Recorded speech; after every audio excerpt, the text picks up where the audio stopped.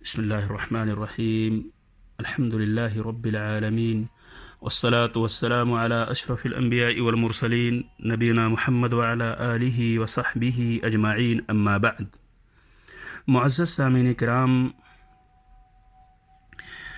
آپ کے سامنے اربعین نویہ کی چھٹی حدیث حلال حرام اور اصلاح قلب سے متعلق یہ حدیث ہے۔ اس حدیث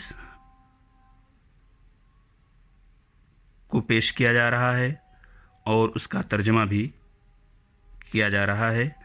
آپ تمام حضرات بغور اس کو سماعت فرمائیں۔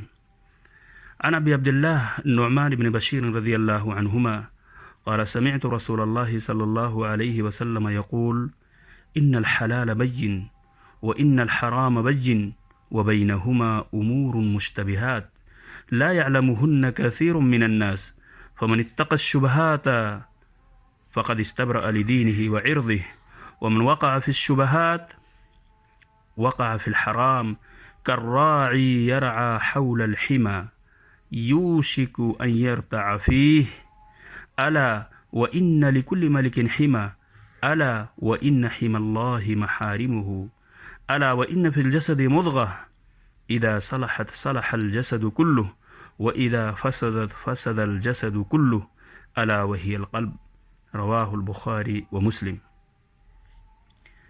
ترجمہ: ابو عبداللہ نعمان بن بشیر رضی اللہ عنہما سے روایت ہے کہ میں نے رسول اللہ صلی اللہ علیہ وسلم کو یہ فرماتے سنا، یقیناً حلال واضح ہے اور حرام بھی واضح ہے، اور ان دونوں کے درمیان یعنی حلال اور حرام کے درمیان کچھ متشابہ چیزیں ہیں جن کو ان کی حلت اور ان کی حرمت اکثر لوگوں کو پتہ نہیں ہے۔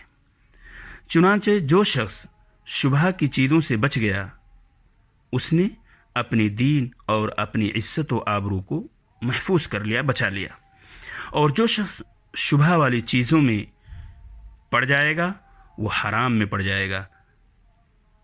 یہاں ایک مثال اللہ کے رسول صلی اللہ علیہ وسلم نے اس حدیث کے اندر دی ہے، جیسے کوئی چرواہا ہو جو کسی محفوظ چراگاہ کے ارد گرد چرا رہا ہو۔ بہت ممکن ہے کہ چراگاہ کے اندر اس کا یہ ریوڑ چلا جائے۔ خبردار، ہر بادشاہ کی ایک محفوظ چراگاہ ہوتی ہے۔ خبردار، اللہ کی محفوظ چراگاہ اس کی حرام کردہ چیزیں ہیں۔ سن لو، الا وان فی الجسد مضغہ، سن لو بے شک جسم کے اندر گوشت کا ایک ٹکڑا ہے، اگر وہ درست ہو جائے تو سارا جسم درست ہو جائے گا، اور اگر وہ خراب ہو جائے، اس کے اندر بگاڑ پیدا ہو جائے تو پورا جسم بگڑ جائے گا۔ جان لو کہ وہ دل ہے۔ یہ روایت بخاری اور مسلم کے اندر موجود ہے۔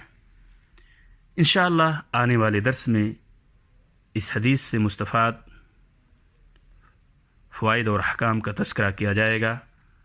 السلام علیکم ورحمۃ اللہ وبرکاتہ۔